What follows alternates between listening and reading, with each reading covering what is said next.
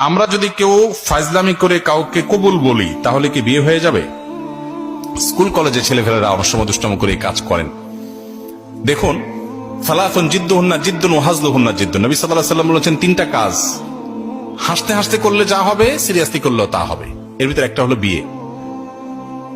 যদি দুইজন সাক্ষীর উপস্থিতিতে, অ্যাডাল্ট দুজন সাক্ষীর উপস্থিতিতে এই কাম করে থাকেন, উভয়ে হাসাহাসি করেছেন, আর নিজেরা শিশু না হন, আপনারাও অ্যাডাল্ট হন, তাহলে হানাফি মাযহাবের মাসআলা অনুযায়ী বিয়ে হয়ে যাবে।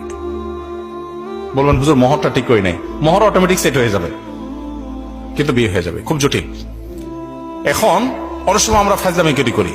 এখন কেউ নাটক সিনেমাতে অভিনয় করার জন্য করছে, সেটাও যদি দুজন সাক্ষীর সামনে করে, ওই ব্যাকল জানে না যদি আবিয়াত্তা হয়ে থাকে বিয়ে হয়ে যাবে, আর যদি বিবাহিত হয় তাহলে তার কোনো উপায় নেই। তো শরীয়তের এই মাসালাগুলো নিয়ে তামাশা করা যাবে না, এগুলো সিরিয়াস ইস্যু।